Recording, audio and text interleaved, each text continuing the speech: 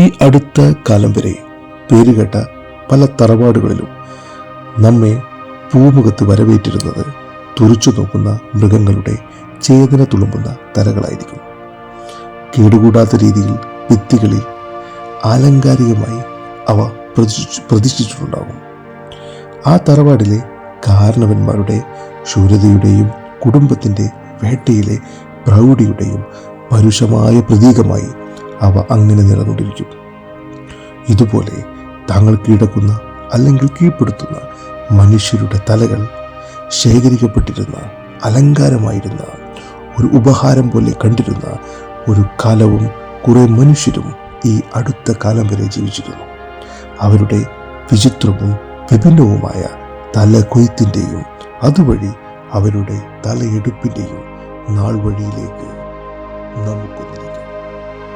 തലവേട്ട, തലവേട്ടക്കാർ എന്നത് പ്രാചീന കാലം മുതൽ ഈ നൂറ്റാണ്ടിൻ്റെ തുടക്കം വരെ ലോകത്തിൻ്റെ പല ഭാഗങ്ങളിൽ, പല വംശങ്ങളിൽ നിലനിന്നിരുന്ന അക്രമോത്സുകമായ ഒരു ആചാരമായിരുന്നു. അത് വീണ്ടും സാമൂഹിക ചർച്ചകളിലേക്ക് ശ്രദ്ധിക്കപ്പെടാൻ കാരണം ഇപ്പോഴും ദൗർഭാഗ്യകരമായി നടന്നുകൊണ്ടിരിക്കുന്ന മണിപ്പൂരിലെ വംശീയ സംഘർഷത്തിൽ തൻ്റെ എതിരാളിയുടെ തല വെട്ടിയെടുത്ത് വടിയിൽ നാട്ടിവെച്ച് ആഘോഷിച്ച എതിർ ഗോത്രക്കാരൻ്റെ ഭീതിപ്പെടുത്തുന്ന ചിത്രം സാമൂഹിക മാധ്യമങ്ങളിൽ പ്രചരിച്ചതുകൂടിയാണ്. പരിഷ്കൃത സമൂഹത്തിന് തീർത്തും അപരിചിതമായി തോന്നാവുന്ന ഈ പ്രവൃത്തി നൂറ്റാണ്ടുകളായി അവർ പിന്തുടരുന്ന ആചാരത്തിൻ്റെ ഭാഗമാണെന്ന് അറിയുമ്പോഴാണ് അതിൻ്റെ ഭയാനകമായ പിന്നാമ്പുറങ്ങളെക്കുറിച്ച് അറിയാനുള്ള കൗതുകം ജനിക്കുന്നത്. യൂറോപ്പിൽ, തെക്ക് കിഴക്കൻ ഏഷ്യയിൽ, ഓഷ്യാനയിൽ, മിസോ അമേരിക്കൻ, തെക്കൻ അമേരിക്കൻ മേഖലകളിൽ ചില ഗോത്രവർഗ തീരദേശ വിഭാഗങ്ങൾക്കിടയിൽ വ്യാപകമായും മറ്റു ചില വംശങ്ങളിൽ ചില പ്രത്യേക അവസരങ്ങളിലും നിർബാധം നിലനിന്നിരുന്ന ഒരു നിഷ്ഠൂര പ്രവൃത്തിയായിരുന്നു തലവേട്ട.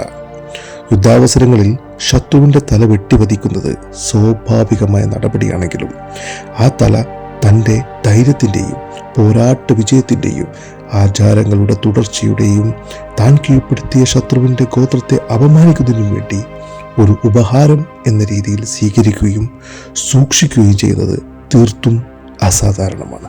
നരവംശ ശാസ്ത്രജ്ഞന്മാരുടെ ഇടയിൽ ഇതിൻ്റെ തുടക്കത്തെക്കുറിച്ചും ഇങ്ങനെ ചെയ്യാനുള്ള കാരണത്തെക്കുറിച്ചും വ്യത്യസ്ത അഭിപ്രായങ്ങളാണ് നിലവിലുള്ളത്. ഉത്ഭവം അവ്യക്തമാണെങ്കിലും പ്രേരിപ്പിക്കുന്ന ഘടകങ്ങളെക്കുറിച്ച് ചില സൂചനകൾ അവർ രേഖപ്പെടുത്തിയിട്ടുണ്ട്. പ്രധാനമായും എതിരാളിയുടെ മുകളിൽ ഈ ലോകത്തും പരലോകത്തും അധീശത്വം സ്ഥാപിക്കാനുള്ള മതപരമായ ചടങ്ങായിട്ടാണ് ഈ പ്രവൃത്തിയെ ഭൂരിപക്ഷം വിദഗ്ധരും കരുതിപ്പോരുന്നത്. അതുപോലെ ധീരത തെളിയിക്കുക, ആണത്വം സ്ഥാപിക്കുക, സ്വഗോത്ര അംഗീകാരം വർദ്ധിപ്പിക്കുക, എതിരാളിയുടെ ആത്മാവിന് ശാന്തി നൽകുക, ഇങ്ങനെ ഓരോ ഗോത്രങ്ങളിലും തലവേട്ടയുടെ കാരണങ്ങളും വ്യത്യസ്തമായിരിക്കും. താൻ ശേഖരിച്ച തലകളുടെ ഉടമകൾ അടുത്ത ജന്മത്തിലും തൻ്റെ അടിമകളായിരിക്കുമെന്ന് വിശ്വസിക്കുന്നവരും ഈ കൂട്ടത്തിലുണ്ട്. ചിലപ്പോഴൊക്കെ വിവാഹബന്ധത്തിൽ ഏർപ്പെടണമെങ്കിൽ ഇത്ര ശത്രുക്കളുടെ തലകൾ ശേഖരിക്കണം എന്ന ചട്ടങ്ങൾ ഉള്ള ഗോത്രങ്ങൾ പോലും ഇന്തോനേഷ്യൻ മഴക്കാടുകൾ ഉണ്ടായിരുന്നു. ചിലപ്പോഴൊക്കെ നരഭോജനവും കാരണമായി. ഇതുപോലെ തന്നെയാണ് തല വെട്ടിയെടുക്കുന്ന രീതിയും അവ സംരക്ഷിക്കുന്ന പ്രവൃത്തിയും. ചിലർ തല മുഴുവനായും, മറ്റു ചിലർ ചെവി, മൂക്ക്, ചുണ്ട് എന്നീ ഭാഗങ്ങൾ മാത്രമായും ശേഖരിച്ച് സൂക്ഷിച്ചു പോന്നിരുന്നു. ക്രൂരവും കഠിനവുമായ ഈ പ്രവൃത്തി തീർത്തും ലളിതമായി നൂറ്റാണ്ടുകളോളം നിലനിന്നിരുന്ന ചില ഭൂപ്രദേശങ്ങളെയും ആ ജനവിഭാഗങ്ങളെയും അവരുടെ വൈജാത്യങ്ങളെയും അടുത്തറിയാൻ ശ്രമിക്കാം. ഇന്തോനേഷ്യൻസ് ഇന്ന് കാണുന്ന Indonesia, Malaysia, Philippines, Brunei, Thailand, Taiwan, Papua New Guinea എന്നീ പ്രദേശങ്ങളിൽ അധിവസിക്കുന്നവരെയാണ് പൊതുവെ ആസ്ട്രോനേഷ്യൻസ് എന്ന് വിളിക്കുന്നത്.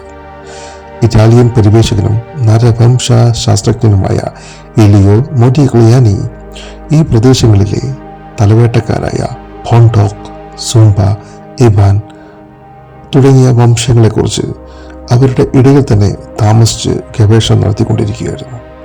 പൊതുവെ കിഴക്കൻ ഏഷ്യയിലെ ഗോത്രവർഗക്കാർ എല്ലാവരും തന്നെ അവരുടെ ശരീരത്തിൽ വ്യത്യസ്ത രീതിയിലുള്ള പച്ചകുത്തലുകൾ നടത്താറുണ്ട്.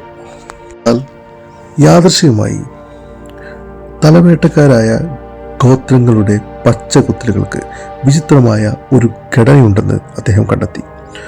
വളരെ ശ്രമകരമായ അന്വേഷണങ്ങൾക്കൊടുവിൽ അദ്ദേഹം കണ്ടെത്തിയ വിവരങ്ങൾ ഞെട്ടിപ്പിക്കുന്നതായിരുന്നു. അവർ ദേഹത്ത് പച്ചകുത്തിയിരിക്കുന്നത് അവർ ഇതുവരെ കൊയ്തെടുത്ത തലകളുടെ കണക്കുകളായിരുന്നു. ആ കണക്കാണ് അവരുടെ സമൂഹത്തിൽ അവരുടെ സ്ഥാനം നിർണയിക്കുന്നത്. ആ പച്ചകുത്തലിനെ അവർ വിളിക്കുന്ന പേരാണ് ചക്ലക്. അതായത് അവരുടെ ശരീരത്തിലെ ആ പച്ചകുത്തലിനും അവർ കൊയ്യുന്ന ഓരോ തലയ്ക്കും അഭേദ്യമായ ബന്ധമുണ്ട്. അവരുടെ വംശത്തിലെ ആർക്കും അയാൾ എത്ര ധീരനാണെന്നറിയാൻ ആ പച്ചകുത്തൽ മാത്രം കണ്ടാൽ മതിയാകും. ഇങ്ങനെ ശേഖരിക്കുന്ന ശത്രുക്കളുടെ തലകൾ ഒരു പ്രത്യേക രീതിയിലുള്ള കമാനമുണ്ടാക്കി അതിൽ തൂക്കിയിടുകയാണ് ഇവരുടെ രീതി.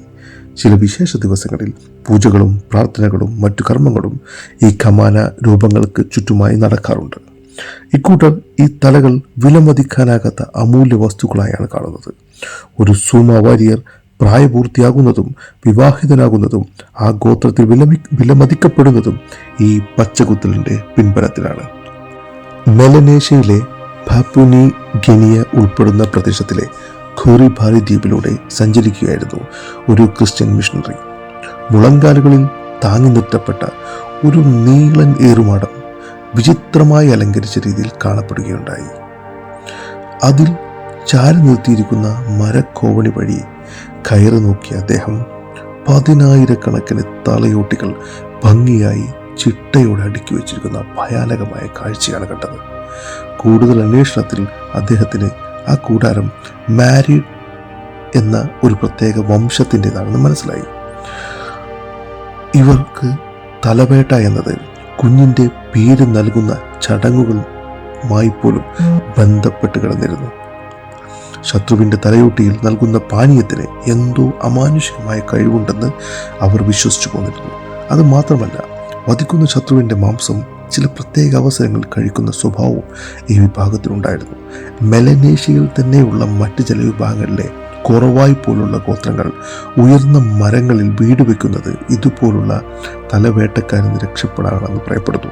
ഇന്നും ചെറുതായ ഒരു വിഭാഗമെങ്കിലും ഈ വർഗത്തിലുള്ളവർ വലിയ വലിയ ഏറുമാടങ്ങളിലാണ് താമസിക്കുന്നത്. ചില മരങ്ങൾക്ക് 40 മീറ്റർ മുകളിൽ വരെ ഉയരമുണ്ടായിരിക്കും. 18-ാം നൂറ്റാണ്ടിൻ്റെ അന്ത്യത്തിലാണ് ഇവിടങ്ങളിൽ അവസാനത്തെ തലവേട്ട റിപ്പോർട്ട് ചെയ്തത്. ന്യൂസിലാൻഡിലെ മാവോറി ജനങ്ങൾക്കിടയിൽ അവരുടെ പൂർവികരുടെയും ശത്രുക്കളുടെയും തലകൾ തലച്ചോറും കണ്ണുകളും എടുത്തു കളഞ്ഞ് പ്രത്യേക രീതിയിൽ ഉണക്കി പച്ചകുത്തി സൂക്ഷിക്കുമായിരുന്നു. അതിന് ഇവരുടെ ഇടയിൽ പറയുന്ന പേരാണ് മൊഖോ മൊഖായ്. ഒരു പ്രത്യേക ചുമരിൽ വെളുത്ത നിറം പൂശി അതിൽ തട്ടുതട്ടുകളായി ഈ തലയോട്ടികൾ പ്രദർശിപ്പിക്കുമായിരുന്നു. മ്യൂസിയത്തിലും മറ്റും ചിത്രശലഭങ്ങളെയും വണ്ടുകളെയും പ്രദർശിപ്പിക്കുന്ന രീതിയിൽ 1800-കളിൽ ചില യൂറോപ്യന്മാർ ഈ തലകളെ ഏകദേശം മുഴുവനായി വാങ്ങി അവരുടെ നാട്ടിലേക്ക് കൊണ്ടുപോയി എന്ന് പറയപ്പെടുന്നു. പിന്നീട് അതിനെക്കുറിച്ച് കാര്യമായ അറിവുകൾ ലഭ്യമല്ല. ഫിലിപ്പീൻസിലെ തലവേട്ടക്കാർ ഈ കർമ്മത്തിനു വേണ്ടി മാത്രമായി പ്രത്യേക മഴുവും വാളും കത്തിയും തയ്യാറാക്കി വെക്കുമായിരുന്നു. അതുകൊണ്ട് മാത്രമേ അവർ ആ തലവേട്ട നടപ്പാക്കുകയുള്ളൂ. അവരുടെ പൂർവികരുടെ ആത്മാക്കളുടെ മോക്ഷത്തിനും പഴയ കുടിപ്പകയ്ക്കും ബദലായാണ് ഈ തലവേട്ട നടത്തിയിരുന്നത്. 20-ാം നൂറ്റാണ്ടിൻ്റെ ആരംഭത്തോടുകൂടി ഈ ആചാരങ്ങളെല്ലാം നിർത്തലാക്കപ്പെട്ടു. തായ്വാനിലെ ആദിമവാസികളും ഗോത്രക്കാരും തലവേട്ടയിൽ പേരെടുത്തവരായിരുന്നു. അവരിൽ യാമി ജനത ഒഴിച്ച് ബാക്കി എല്ലാവരും തന്നെ ഈ പ്രക്രിയയിൽ ഏർപ്പെട്ടിരുന്നു. ഡച്ചുകാർ തായ്വാനെ കീഴടക്കി വെച്ചിരുന്ന കാലത്ത് ചൈനയിൽ നിന്നുള്ള ആക്രമണത്തെ തടയാൻ ഈ ആദിവാസികളെ പരിശീലിപ്പിച്ച് ഡച്ചുകാർ യുദ്ധത്തിനയക്കുമായിരുന്നു. അങ്ങനെ ആ യുദ്ധ സമയങ്ങളിൽ കിട്ടുന്ന ചൈനക്കാരുടെ തലകൾ കൊയ്ത് അവർ ഈ ആചാരത്തെ മുന്നോട്ട് നീക്കുകയും ചെയ്തിരുന്നു. ഡച്ചുകാർ അതിനെ എതിർത്തുമില്ല. എന്നാൽ ജപ്പാൻ കൊളോണിയൽ കാലത്ത് ജപ്പാൻ സൈന്യം അവരെ അടിച്ചൊതുക്കുകയും തലവേട്ട പോലുള്ള ആചാരങ്ങൾ നിർത്തലാക്കുകയും ചെയ്തു. പ്രതികാരദാഹികളായ അവർ പിൽക്കാലത്ത് സംഘടിച്ച് ജപ്പാനെതിരെ കലാപമുണ്ടാക്കുകയും ജപ്പാൻ സൈനികരെയും അവരെ സഹായിച്ച മറ്റു ആദിവാസി വിഭാഗങ്ങളെയും കൂട്ടക്കൊല ചെയ്യുകയും അവരുടെ തലവെട്ടി ആചാരം പുനഃസ്ഥാപിക്കുകയും ചെയ്തു. പിൽക്കാലത്തെപ്പോഴോ ഈ പ്രവർത്തനങ്ങൾ തീർത്തും അപ്രതീക്ഷിതമായി. ചൈനയിലെ ക്യുൻ രാജവംശത്തിൻ്റെ പട്ടാളക്കാർക്കിടയിൽ ഒരു സമ്മാനമായി ശത്രുക്കളുടെ തലകൾ അവർ സൂക്ഷിച്ചിരുന്നു. തൻ്റെ ഉയർന്ന ഉദ്യോഗസ്ഥന്മാർക്ക് അവ നൽകുകയും അതുവഴി സ്ഥാനക്കയറ്റം ലഭിക്കാൻ പട്ടാളക്കാർ ശ്രമിക്കുകയും ചെയ്യുമായിരുന്നു. എന്നാൽ വ്യാപകമായി ചൈനയിൽ ഈ ആചാരമോ സമ്പ്രദായമോ നിലനിന്നതായി ഒരു രേഖയുമില്ല. ജപ്പാനിലെ സാമുറായികൾ അവരുടെ ശത്രുക്കളുടെ ശിരസ് അവരുടെ യശസ്സിന് വേണ്ടി വെട്ടാറുണ്ടെങ്കിലും അതൊരു ആചാരമായി അത് ശേഖരിക്കുന്ന രീതി അവർ പിന്തുടരുന്നില്ല. യുദ്ധസമയത്തെ ഒരു വീരപ്രവൃത്തി മാത്രമായാണ് അത് നിലകൊണ്ടത്. 19-ാം നൂറ്റാണ്ടിൻ്റെ അവസാനം വരെ ഇന്ത്യയിൽ വ്യാപകമായി തലവേട്ട നിലനിന്നിരുന്നു. പ്രധാനമായും നോർത്ത് ഈസ്റ്റ് മേഖലയിലെ കുക്കീസ്, മിസോ, നാഗ വിഭാഗങ്ങൾക്കിടയിലാണ് ഇത് കാണപ്പെട്ടിരുന്നത്. എന്നാൽ ഈയിടെ നടന്ന മണിപ്പൂർ സംഭവത്തിൽ മെയ്തി ഗോത്രക്കാരനായ ആളാണ് കുക്കി വിഭാഗത്തിലുള്ള തൻ്റെ ശത്രുവിൻ്റെ തല വെട്ടിയെടുത്ത് പ്രദർശിപ്പിച്ചത്.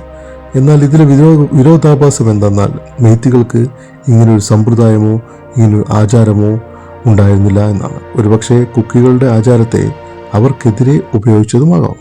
ഇന്നും നിഗൂഢതകളുടെ തായ്വാരയായ ആമസോൺ പ്രദേശങ്ങളാണ് ഈ പ്രാകൃത പ്രവൃത്തികൾക്ക് അമേരിക്കൻ മണ്ണിൽ വെള്ളനിലമായത്. പെറുവിൻ്റെ വടക്കും ഇക്കഡോറിൻ്റെ കിഴക്കും ജീവിച്ചിരുന്ന ജിവറോയൻ വിഭാഗത്തിലെ ഗോത്രജനതയാണ് വിജയചിഹ്നമായി തലവേട്ടയിൽ വ്യാപൃതരായിരുന്നത്. സൻസാൻസ് എന്ന് വിളിക്കുന്ന കർമ്മത്തിലൂടെ ശത്രുവിൻ്റെ തലയെ എത്രത്തോളം ചെറുതാക്കാമോ അത്രത്തോളം ചുരുക്കി തട്ടായി ക്രമീകരിച്ച മരത്തിൻ്റെ സൊംബെൻറ്റിലി എന്ന ചതുര നിർമ്മിതിയിൽ അവരുടെ ആരാധനാലയത്തിൻ്റെ വശങ്ങളിൽ എല്ലാവർക്കും ദൃശ്യമായ രീതിയിൽ അവർ പ്രദർശിപ്പിക്കുമായിരുന്നു. മിക്കവാറും ഈ തലകൾ ഒന്നുകിൽ ശത്രുക്കളുടേതോ അല്ലെങ്കിൽ ദൈവപ്രീതിക്കായി ബലി നൽകുന്ന ജനവിഭാഗങ്ങളുടേതോ ആയിരിക്കും. ഇങ്ങനെ പ്രദർശിപ്പിക്കുന്നതിന് മറ്റൊരു ഉദ്ദേശം കൂടിയുണ്ട്. അത് തീർത്തും കച്ചവടപരമായും മതപരമായ ചടങ്ങുകൾക്ക് വരുന്ന മറ്റു സുഹൃത്ത് ഗോത്രങ്ങൾക്കും സഞ്ചാരികൾക്കും ഇവ വിൽപ്പന നടത്തുകയും ചെയ്യുമായിരുന്നു.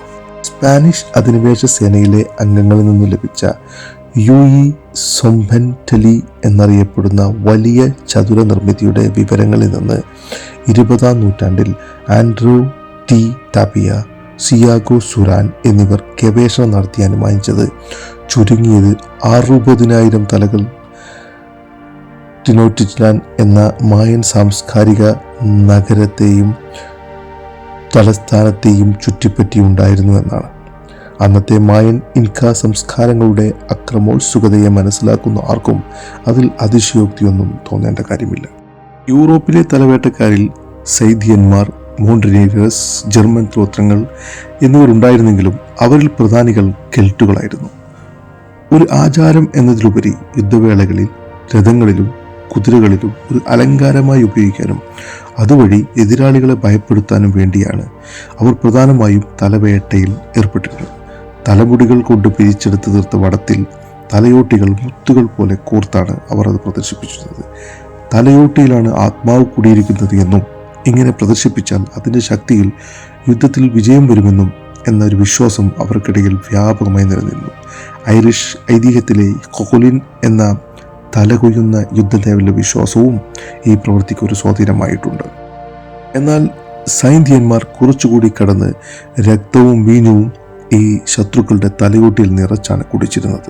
മോൺട്രീഗന്മാർ പക്ഷേ ചില സാഹചര്യങ്ങളുടെ സമ്മർദ്ദത്തിലാണ് തലവേട്ടയിൽ ഏർപ്പെട്ടിരുന്നത്. അവരുടെ നിതാന്ത ശത്രുക്കളായ തുർക്കികളുടെ തല മാത്രമേ അവർ ശേഖരിച്ചിരുന്നുള്ളൂ. അവ കൊണ്ട് തീരാതെ പോയ തബ്ജ എന്ന ഒരു തലയോട്ട് ഗോപുരം തന്നെ അവർക്കുണ്ടായിരുന്നു. ഇവർക്കിടയിൽ ക്രൈസ്തവ വിശ്വാസത്തിന്റെ വ്യാപനവും ആധുനികതയും ഈ നീചവൃത്തിയെ കൈയൊഴിയാൻ അവർ നിർബന്ധിതരായി. ഇവരെ നാം കണ്ടത് പ്രാചീനരും ഗോത്ര സംസ്കൃതിയിൽ അഭിരമിച്ചവരുമായ അപരിഷ്കൃത മനുഷ്യരുടെ അജ്ഞതയിൽ നിന്നും ഉടലെടുത്ത നിഷ്ഠൂര കൃത്യത്തെക്കുറിച്ചാണ്. കാലം പുരോഗമിച്ചപ്പോഴും പുറം ലോകവുമായുള്ള സമ്പർക്കവും അവരെ ഇതിൽ നിന്നും മെല്ലെ അകറ്റി നിർത്തി. എന്നാൽ പരിണാമത്തിൻ്റെ പരമകൂടിയിലെത്തിയ ആധുനികരെന്ന് നാം വിശേഷിപ്പിക്കുന്ന രാജ്യങ്ങളിലെ സൈനിക വിനോദത്തിനു വേണ്ടിയും വംശീയതയുടെ പേരിലും ഈ ഹീനകൃത്യം നടത്തിയിരുന്നു എന്ന് അറിയുമ്പോഴാണ് എത്ര പുരോഗമിച്ചാലും മനുഷ്യൻ ചില അവസരങ്ങളിൽ പ്രാകൃതമായ ചിന്തകളിലേക്ക് തിരിച്ചു പോകുമെന്ന് പറയുന്നു. രണ്ടാം ലോക മഹായുദ്ധത്തിന്റെ വേളയിൽ ജപ്പാൻ ചൈനയിലെ നാജിങ്ങിൽ നടത്തിയ കൂട്ടക്കൊല കുപ്രസിദ്ധമാണല്ലോ. അന്ന് 2 ലക്ഷത്തോളം പച്ച മനുഷ്യരെയാണ് അവർ കൊന്നൊടുക്കിയത്. അതിലും ഭീകരമായി അന്ന് ജപ്പാനിലെ സൈനികർക്കിടയിൽ 100 ഹെഡ് ക്യാമ്പയിൻ എന്ന ഒരു മത്സരം നടക്കുന്നുണ്ടായിരുന്നു. അതായത് ഒരു സൈനികർ 100 തലയെങ്കിലും കൊഴിയുക, എന്നിട്ട് ആ തലകളെല്ലാം വടികളിൽ പ്രദർശിപ്പിക്കുകയും അവയുടെ ഫോട്ടോകളെടുത്ത് സുവനീറുകളിൽ ഉൾപ്പെടുത്തി ജപ്പാനിലേക്ക് അയച്ചു കൊടുക്കുമായിരുന്നു. യുദ്ധാനന്തരം ചൈനക്കാർ തന്നെ തങ്ങളുടെ പ്രിയപ്പെട്ടവരുടെ തലകൾ അവരുടെ ആചാരപരമായി സംസ്കരിക്കുകയാണ് ഉണ്ടായത്. ഒരു വേള ജപ്പാൻകാരായിരുന്നു ഈ പ്രാകൃത കൃത്യത്തിൻ്റെ പിന്തുടർച്ചക്കാരായതെങ്കിൽ യുദ്ധത്തിൻ്റെ അവസാന നാളുകളിൽ ഈ വാസന പിന്തുടർന്നത് അമേരിക്കൻ സൈനികരായിരുന്നു.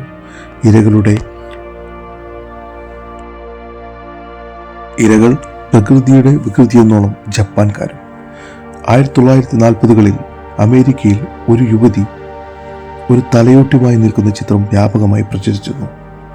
അന്ന് അതിനെക്കുറിച്ച് അന്വേഷിച്ച ഉദ്യോഗസ്ഥർക്ക് മനസ്സിലായത് അതൊരു ജപ്പാൻ സൈനികന്റെ തലയോട്ടിയാണെന്നും ഒരു സ്നേഹ സമ്മാനം എന്ന രീതിയിൽ പസഫിക് ഫ്ലീറ്റിലെ ഒരു നാവികൻ തൻ്റെ കാമുകിയായ ആ യുവതിക്ക് അയച്ചു കൊടുത്തതാണെന്നും. തുടർന്നുള്ള അന്വേഷണത്തിൽ പസഫിക് യുദ്ധമുഖത്തെ സൈനികർക്ക് ജപ്പാൻ സൈനികരുടെ തല ശേഖരിക്കുന്ന ശീലമുണ്ടായിരുന്നു എന്ന് വെളിപ്പെടുത്തപ്പെട്ടു. പട്ടാള കോടതിയുടെ കർശനമായ ഇടപെടലിൽ അത് അവസാനിക്കുകയും ചെയ്തു. ഇറ്റലിയിലെയും ജർമ്മനിയിലെയും അമേരിക്കൻ പട്ടാളക്കാർക്കിടയിൽ ഇങ്ങനെയൊരു പ്രവണത ഉണ്ടായിരുന്നില്ല.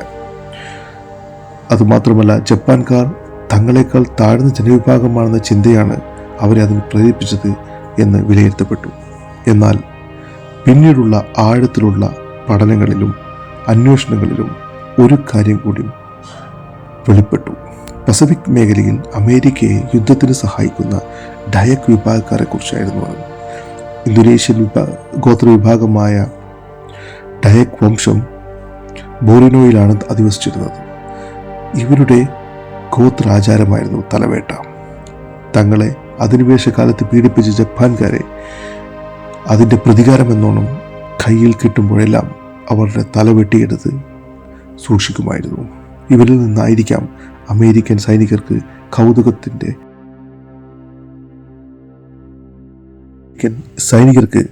ഈ പ്രവണത പകർന്നു കിട്ടിയത്. പക്ഷേ വിയറ്റ്നാം യുദ്ധത്തിലും തലവേട്ടയിൽ അമേരിക്കൻ സൈനികർ ഉൾപ്പെട്ടിരുന്നു എന്ന റിപ്പോർട്ടുകളുണ്ടായിരുന്നു. തലവേട്ട എന്നത് മാനവരാശിയുടെ ഇരുണ്ട കാലഘട്ടമായിട്ടാണ് അടയാളപ്പെടുത്തിയിരിക്കുന്നത്. അതിനാൽ അവരുടെ വംശങ്ങളിൽ തന്നെ ഈ പൂർവ്വ പ്രവർത്തനങ്ങളെക്കുറിച്ചുള്ള ഓർമ്മകൾ തന്നെ നഷ്ടപ്പെട്ടു പോയിരിക്കുന്നു.